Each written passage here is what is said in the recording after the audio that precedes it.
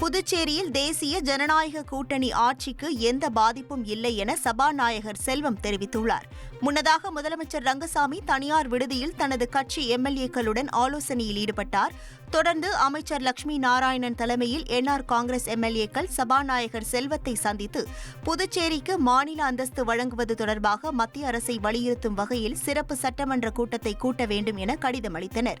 NR காங்கிரசினுடைய அனைத்து சட்டமன்ற உறுப்பினர்களும் நம்முடைய புதுச்சேரி சட்டசபையை கூட்ட வேண்டும் என்று நம்முடைய மாண்புமிகு சட்டப்பேரவைத் தலைவரிடத்தில் கடிதம் கொடுத்திருக்கிறோம். மாநில அந்தஸ்து வேண்டும், அதற்கான ஒரு இறுதி முடிவை எடுக்க வேண்டும், அதை பற்றி விவாதிப்பதற்காக இந்த சிறப்பு கூட்டத்தை கூட்ட வேண்டும் என்று கடிதம் கொடுத்திருக்கிறோம்.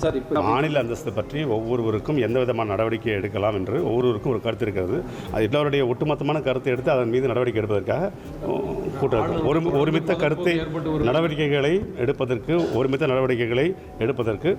ஒருமனதாக எல்லோரும் கருத்து கேட்டு செய்வதற்காக இந்த கூட்டத்தை கொடுத்தோம். தொடர்ந்து செய்தியாளர்களை சந்தித்த சபாநாயகர் செல்வம், புதுச்சேரிக்கு மாநில அந்தஸ்து பெறுவது தொடர்பாக தீர்மானம் நிறைவேற்ற சிறப்பு சட்டமன்ற கூட்டம் விரைவில் கூட்டப்படும். முதலமைச்சர் துணைநிலை ஆளுநர் இடையே கருத்து வேறுபாடுகள் இருந்தாலும் அது சரியாகிவிடும் என்றார். முதல்வர் அவர்களோடு கலந்து பேசி விரைவில் புதுச்சேரிக்கு மாநில அந்தஸ்து சம்பந்தமான சிறப்பு சட்டமன்ற கூட்டத்தொடரை கூடுவதற்கான வாய்ப்பு விரைவில் கூட்டப்படும்.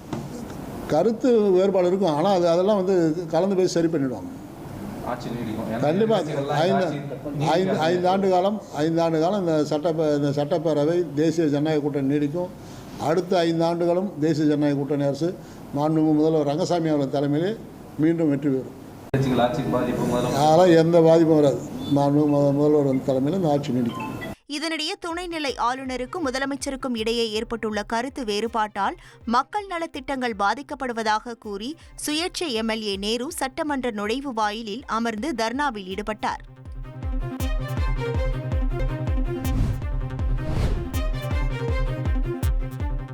தனது கோரிக்கையை ஏற்காவிட்டால் ராஜினாமா செய்வேன் என சுயேட்சை எம்எல்ஏ நேரு முதலமைச்சரிடம் கடிதம் கொடுத்துள்ளார். முதலமைச்சருக்கும் துணைநிலை ஆளுநருக்கும் இடையே உள்ள கருத்து வேறுபாடு காரணமாக மக்கள் நலத்திட்டங்கள் பாதிக்கப்படுவதாக கூறி சட்டப்பேரவையில் காலை முதல் நேரு உண்ணாவிரதத்தில் ஈடுபட்டார். மாலை வரை போராட்டம் நீடித்த நிலையில் துணை சபாநாயகர் ராஜவேலு, அரசு கொறடா ஆறுமுகம் உள்ளிட்டோர் பழச்சாறு கொடுத்து போராட்டத்தை கைவிட்டனர். தொடர்ந்து தனது கோரிக்கைகளை நிறைவேற்றுமாறு முதல்வர் ரங்கசாமியிடம் கடிதம் கொடுத்தார். தவிர்க்க முடியாத தம்ப்நெயில்ஸ், கலக்கலான கண்டென்ட்ஸ், சினிமாவும் சீரியஸ் பிரச்சனைகளும், பல வருடங்கள் இடைவெளி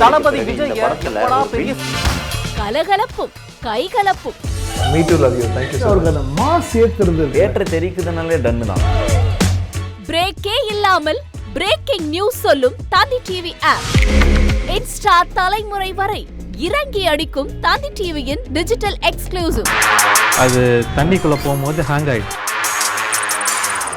உங்களுக்கு விஜய் சார் எந்த அளவுக்கு ரொம்ப பிடிக்கும்? Of course, Malayalis are huge Vijay sir fans. ரெண்டு பேருமே ரொம்ப பிடிக்கும் எனக்கு.